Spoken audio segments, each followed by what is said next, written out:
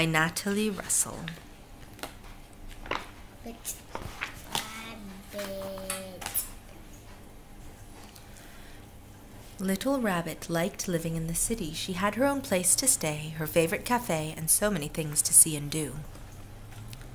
But at night, when everything was quiet and Little Rabbit was all alone, she would look up at the moon and wonder if there was someone out there. Someone she could play with, laugh with, and have fun with. Someone just like her.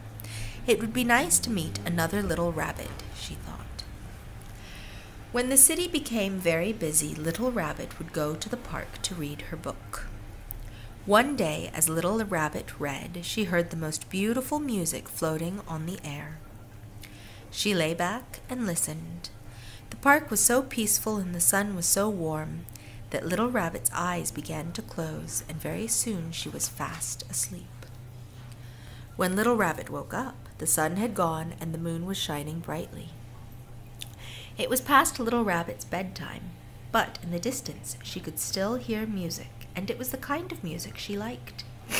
So Little Rabbit picked up her book and followed the sound through the trees, and there she saw a rabbit.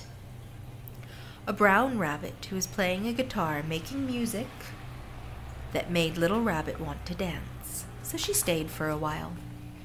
As Brown Rabbit played, Little Rabbit danced. Then Little Rabbit told tales of the city and Brown Rabbit listened.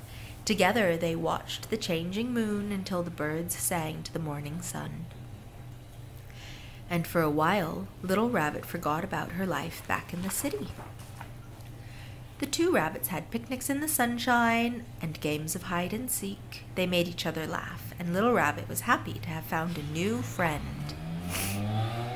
But then, one dark night, Little Rabbit saw the city lights glowing in the distance and suddenly felt sad. "The city is so beautiful," she sighed. Brown Rabbit was quiet. How could anything be as beautiful as the moonlit park, he thought. Brown Rabbit didn't like to see his new friend feeling sad, so he played his guitar and danced around Little Rabbit. He even stood on his head, anything to make her laugh or to see her smile. But there was nothing he could do to make her happy. "It's time for me to go home," said Little Rabbit. So, early the next morning, Little Rabbit returned to the city. Back to her home, back to her favorite cafe, and back to all the things she liked to see and do. And she no longer gazed at the moon and wondered if there was someone out there, another little rabbit just like her. Because she knew that there was, and he was coming to visit the very next day. The end.